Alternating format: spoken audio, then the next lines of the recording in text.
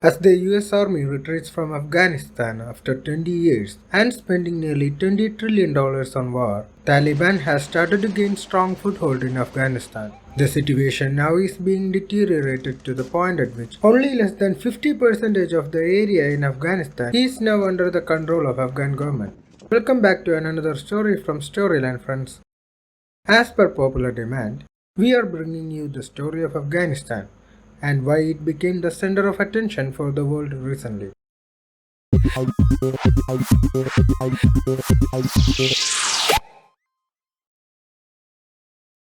The country has had the nickname Heart of Asia, as it is geographically located in a very crucial and important position and acts as a route connecting Central and South Asia. And the Khyber Pass in Afghanistan acts as a trading route between Asia and Europe from ancient times. Even though the country doesn't have any seaports or minerals and the only means of cultivation is opium, this Khyber Pass and the geographical position of Afghanistan makes it desirable by other empires that are looking forward to controlling the world. About 99.7% of populace in Afghanistan are Islamic believers. But still the country was divided by different ethnic groups, and each group lived in different villages with their own traditional and cultural beliefs. During the 1800s, there was the Russian Empire to the north, and to the south there was the British India Empire, and at the middle was a buffer zone which was Afghanistan. Both these empires were wary of each other, as both the countries were afraid of the other country occupying control over Afghanistan and creating problems for them.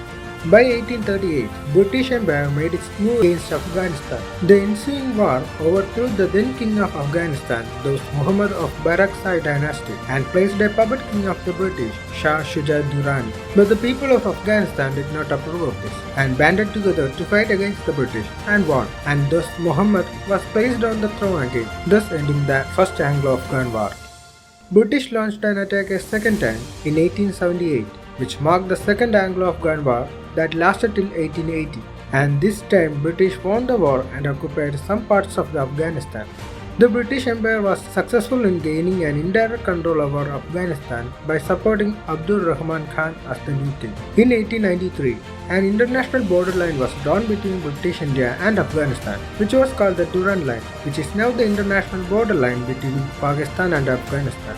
The Third Anglo-Afghan War, also known as War of Independence in Afghanistan, started in 1990, in which Afghanistan successfully defeated the British Empire under the rule of King Amanullah Khan. Amanullah Khan was a liberal and progressive ruler, and in 1926 he made Afghanistan into a constitutional monarchy, making Afghanistan the Kingdom of Afghanistan. He tried to break away from major traditions of his dynasty and married only one woman, Soraya Tarsi.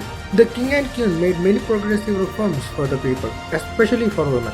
In a public speech, Queen Soraya tore off her veil, and Amanullah said that Islam did not require women to cover their bodies or wear any special kind of veil. But some so-called self-proclaimed guardians of the region did not take these actions very well and rebelled against the rule of Amanullah. The first rebellion, Alizai Rebellion 1923 and KHOST Rebellion 1924 were suppressed by the king. But the rebellion found its success in the 1928-29 Afghan Civil War. King Amanullah and Queen Soraya fled to British India to save themselves. After that, many rulers came and went in Afghanistan, and in 1933 a new king came to the throne, Muhammad Zahir Shah, whose rule lasted for about 40 years, and in his rule many modernizations and diplomatic relations came in Afghanistan. In 1973, Dawood Khan, a cousin of Zahir Shah, dethroned Zahir Shah with a bloodless revolution. During Dawood Khan's reign, he abolished monarchy and introduced a lot of reforms which changed Afghanistan in a good way.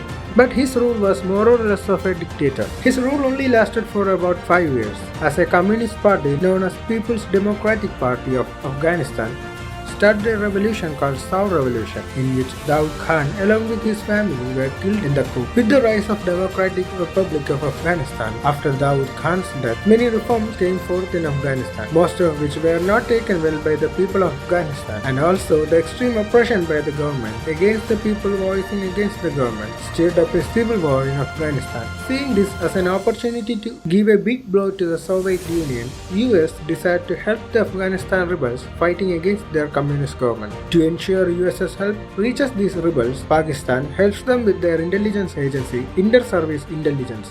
To protect the communist government in Afghanistan, Soviet Union invaded Afghanistan in 1979 Soviet Afghan War.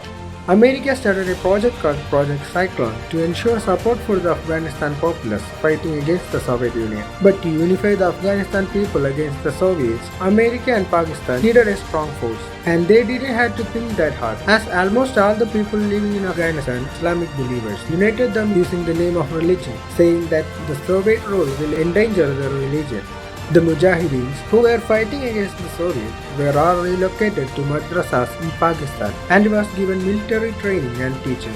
It is said that the books given to them from these madrasas were not printed by any religious group or country, but directly by the CIA of America in order to brainwash them. Keep in mind that America not only aided Mujahideens from Afghanistan, but also aided Arab Mujahideens. These Arab Mujahideens later became the Al-Qaeda, and Osama bin Laden, a part of Al-Qaeda, later attacked the World Trade Center in America, which is ironic. And with America and Pakistan backing Afghanistan, Russia suffered a humiliating loss. In 1994, a new organization started to rise up in Afghanistan, known as Taliban. The group was also the result of the religious teachings and military training given to them by the Pakistan madrasas.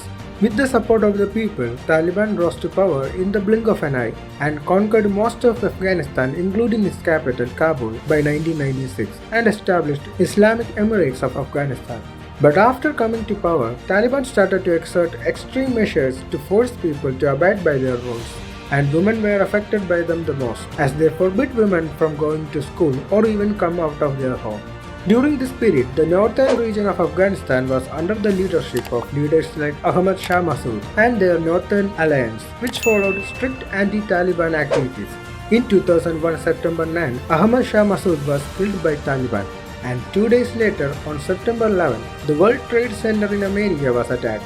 This attack cautioned America, and they started to search for bin Laden. Later they learned that Osama bin Laden and some Al-Qaeda leaders were under Taliban's protection in Afghanistan. To end bin Laden and Al-Qaeda, and also to free Afghanistan from Taliban, America launches an operation called Operation Enduring Freedom. On October 2001, American Army along with some British Army reached Afghanistan and within 2 months successfully freed Afghanistan from Taliban. The surviving Taliban members either took refuge in Pakistan and Balochistan or went hiding. Later, America and other allied nations appointed Hamid Karzai as the president of Afghanistan, and then they contributed in reconstructing Afghanistan and started to train their military. And in 2004, a new constitution was put forth with a new system called Islamic Republic of Afghanistan. But with sympathizers around the world and support from Pakistan, Taliban slowly started to resurge. As Taliban resurfaces, protests and attacks started to appear within Afghanistan. Realizing that completely destroying Taliban is next to impossible, America and other nations decided a peaceful approach. But this made Taliban more confident and they continued their attack relentlessly. This made America to think about retrieving its forces from Afghanistan, as continuing to stay there will only harm them. As such, Joe Biden, the current president of America, announces complete retrieval of its forces by September 11, 2021, 20 years after the attack on World Trade Center. This will be a win for the Taliban, as there will be nothing opposing them from exerting control over Afghanistan. It will be a difficult time for the Afghanistan populace, as they have suffered a lot from the previous rule of Taliban. Will history repeat itself for Afghanistan? Let's hope not.